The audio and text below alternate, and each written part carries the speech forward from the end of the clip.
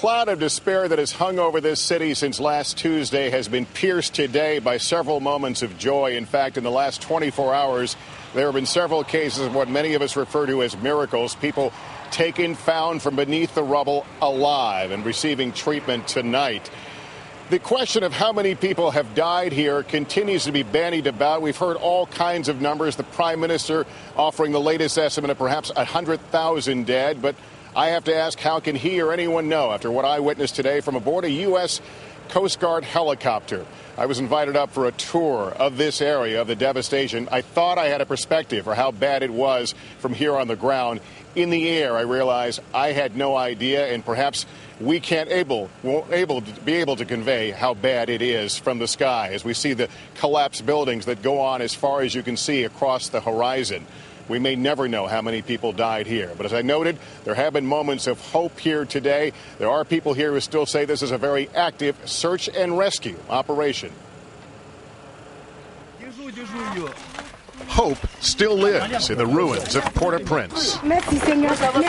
A mother trapped beneath the rubble of her home has become the latest in a string of miracles. Found after 5 days, she tells her rescuers the rest of her family is dead.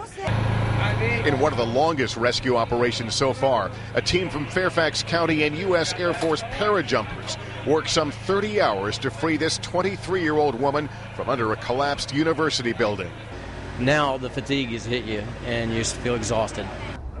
Today, we found Celine Helene Jean-Louis in an Air Force field hospital where doctors were unable to save her leg. There was no way to save that leg, and it was probably going to kill her if we didn't take it off.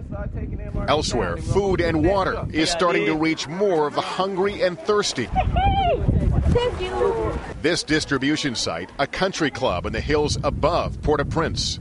We thank God the U.S. Marine come over, because if they wasn't here, we could have died. But in another part of the city, frustrations mounted. This food handout by the World Food Program spiraled out of control when the food ran out.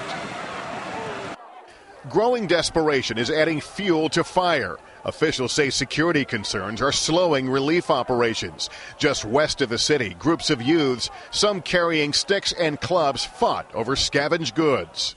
And outside the capital, the situation also grows more tense. They're trying to help only people only in Port-au-Prince, but some people in Leogat ain't going to get no treatment.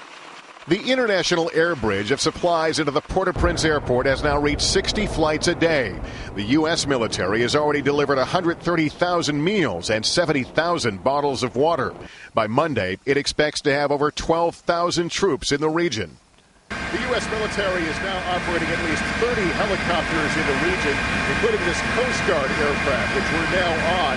It has been ferrying victims to a cutter just offshore. On board the Coast Guard ship Tahoma, Haitian Coast Guardsmen hand over to their American counterparts a man, woman, and child, all badly injured. We're working with a hospital just south of Cap Haitian that isn't at capacity yet. We bring them out here from the Killick base, and then we get them on a helicopter up to the hospital. On Saturday, one of the patients gave birth to a baby girl on board the ship. From the air, a sickening vista of collapsed homes and buildings as far as the eye can see reminds us that for every miracle rescue, there are many, many more who didn't make it. But for now, the search goes on. That woman we told you about, the 23-year-old rescued after a 20-hour operation beneath the university building, she was brought to a U.S. Air Force Special Operations Command clinic just over my shoulder. The doctors told me this morning that when she woke up after having her leg amputated and was informed of what had happened and the procedure they had done, the first thing she said is, "How will I pay for it?" They assured her that will not be one of her many, many worries to come.